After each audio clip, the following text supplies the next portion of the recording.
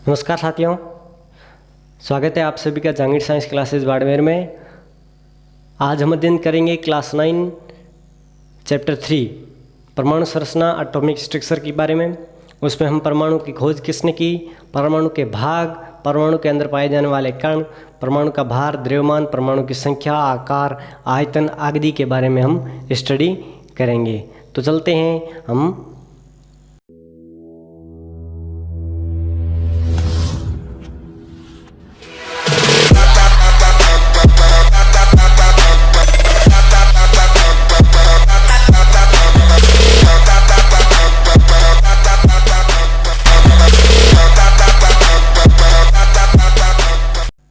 सर्वप्रथम भारतीय दार्शनिक महर्षि कणाद ने परमाणु के बारे में समझाने की कोशिश की। उसमें उन्होंने बताया कि पदार्थ को छोटे छोटे कणों के अंदर टुकड़ों में बांटा जा सकता है और अंतिम सूक्ष्मतम कण जिसके कोई टुकड़े नहीं किए जा सकते वो अविभाज्य होता है, उसे उन्होंने परमाणु नाम दिया।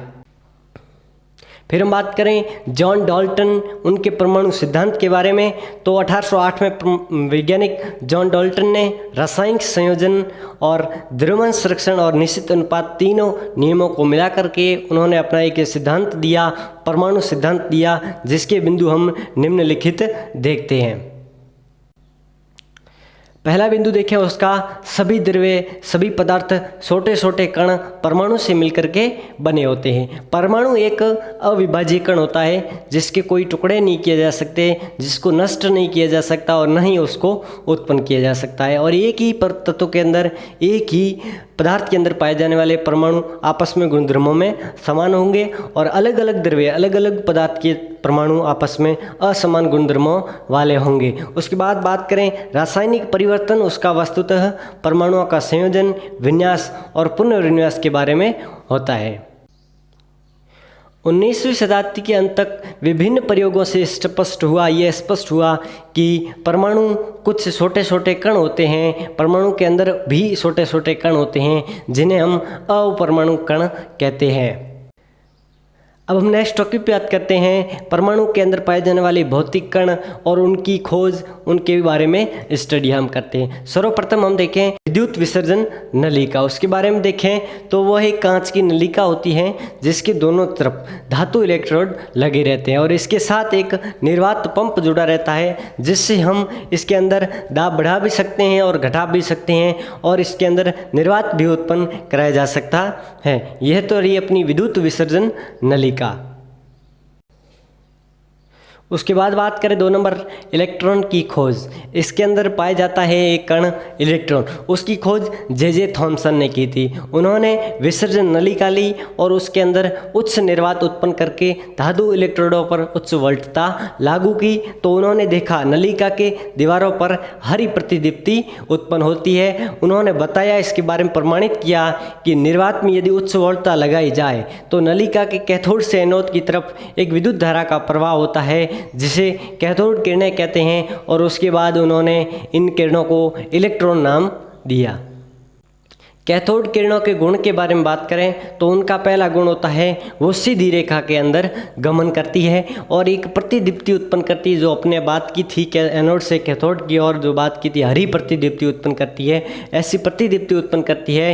विद्युत और चुंबकीय क्षेत्र दोनों में इसका प्रभाव होता है, दोनों से यह प्रभावित होती है और ऋण आवेशित कणों से बनती है, इसलिए इलेक्ट्रॉन का आवेश ऋणात्मक होता है और इस कणों का E/m आवेश बटा द्रव्यमान एक समान होता है। हर कण का आवेश और द्रव्यमान समान होता है और यह द्रव्य किरणें होती है। जे थॉमसन के अनुसार यह किरणें कैथोड इलेक्ट्रोड से बनती है और कैथोड इलेक्ट्रोड से गर्म करती है, तो इन्होंने कैथोड किरणों को इलेक्ट्रॉन नाम प्रदान किया।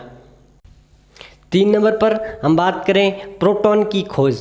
प्रोटॉन की खोज 1886 में गोल्डस्टीन ने की। उन्होंने एक विसर्जन नलिका ली और कैथोड को छिद्र में लिया, छिद्र में कैथोड प्रयोग किया और उसके बाद उन्होंने कम दाब और उच्च विभव नई प्रकार की किरणें भी प्राप्त की। कम दाब लगाया और उच्च विभव दिया तो एक नई प्रकार की किरणें प्राप्त हुई जो एनोड से निकली थी, तो इन्हें धन किरणें और एनोड किरणें भी कहा जाता है। धन किरणें या एनोड किरणों के गुण, यह भी सीधी रेखा में गमन करती है और इनका आवेश बटा द्रव्यमान जो है अनुपात नलिका में भरी हुई गैस की प्रकृति पर निर्भर करता है। जिसके अंदर ये जो गैस भरी गई है उस गैस का प्रकृति होगी, उसके आधार पर इसका आवेश बटा द्रव्यमान निर्भर करेगा। यह भी विद्युत और चुंबकीय दोनों क्षेत्रों से प्रभावित होती है। धन आवेशित कणों से बनती है और ये भी द्रव्य कणों से बनी होती है। 1919 में इन धन किरणों को पहचान प्रोटॉन कण के रूप में की गई। प्रोटॉन इलेक्ट्रॉन के साथ साथ धन आवेशित कण होता है जिसे प्रोटॉन भी कहा जाता है। दोनों की संख्या आवेश समान होता है, इस कारण से परमाणु क्या होता है, उदासीन होता है। अब हम बात करेंगे परमाणु का थॉमसन प्रतिरूप। थॉमसन ने 1898 में परमाणु के बारे में एक प्रतिरूप दिया जिसमें उन्होंने बताया परमाणु की त्रिज्या 10⁻⁻10 मीटर की होती है और उन्होंने इसको प्लम पुडिंग नामक एक सूखे मेवे के रूप में इनका नाम दिया, जिसके अंदर हम बात कर सकते हैं तरबूज ले सकते हैं, वाटरमेलन, जिसके अंदर उसका गूदा भाग है उसको तो हम लेते हैं धन भाग और इसके अंदर जो बीज पाए जाते हैं वो हम लेते हैं ऋण भाग। तो हमने देखा कि जो तरबूज है उसका जो धन भाग कौन सा रहेगा, उसका गूदा जो है पूरे अंदर जो प्रोटॉन फैले रहेंगे धन भाग रहेगा और उसके अंदर जो बीज पाए जाएंगे बीच बीच में वो बीज रहेंगे इलेक्ट्रॉन माइनस ऋण आवेश रहेगा। इसको उन्होंने प्लम पुडिंग नाम के रूप में प्रतिरूप दिया। अब हम आने वाली वीडियो में रदरफोर्ड का परमाणु प्रतिरूप, न्यूट्रॉन की खोज, बोरॉन का हाइड्रोजन प्रतिरूप, परमाणु का आकार, भार, द्रव्यमान, उनकी स्थिति, अवोगाद्रो संख्या, समभारिक और परमाणविक तत्वों के बारे में हम पढ़ेंगे। परमाणु के इन सारे गुणों के बारे में पढ़ेंगे। आज का वीडियो अच्छा लगा हो तो लाइक कीजिए, शेयर कीजिए और आपकी जो भी सजेशन जो भी सुझाव हैं वो हमें कमेंट बॉक्स में दीजिए और इसे ज़रूर शेयर कीजिएगा। सारे स्टूडेंट्स 9th के स्टूडेंट 10th के स्टूडेंट उन तक पहुंचाइएगा। धन्यवाद।